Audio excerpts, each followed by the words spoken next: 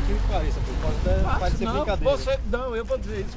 Esse do vaso sanitário, há 3 dias atrás nós discutimos esse assunto.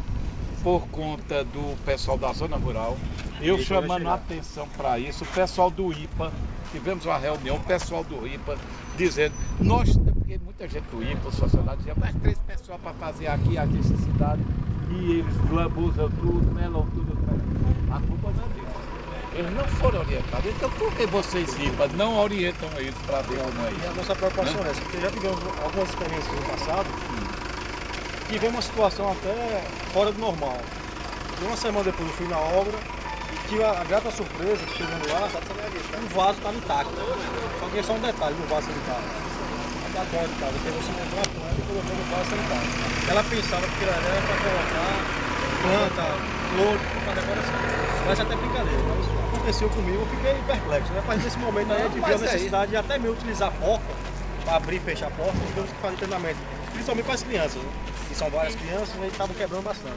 Mas nós temos uma equipe somente para isso, para poder entregar a casa e, sequentemente, a gente mostrar como é que deve se usar. Né? Porque às vezes Mas não é olha, nem... é a distância que eu não entendo dos nossos educandários com relação à população.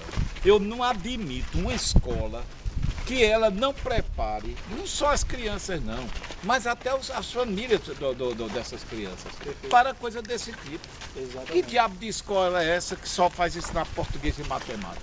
1 mais 1 Não é? e ABC. E ABC. A escola ela é plural, ela tem que ensinar várias coisas, é ali que se tem a oportunidade de você ter aulas de higiene, porque quando eu era garotinho, e olha, faz uma porrada de tempo, reconheço isso, mas lá nós tínhamos aula de higiene, eu tinha de moral e cívica, eu estudei no Colégio Cristo Rei, e lá muitas vezes o diretor, que era chamado Padre Siqueira, ele chegava, muitas vezes faltava um professor, aula vaga.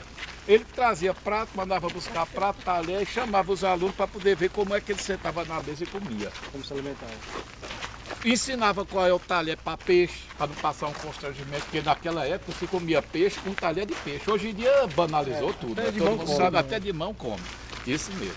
Então, o resultado, é mão com guardanapo, né? Porque o mais sofisticado é com guardanapo.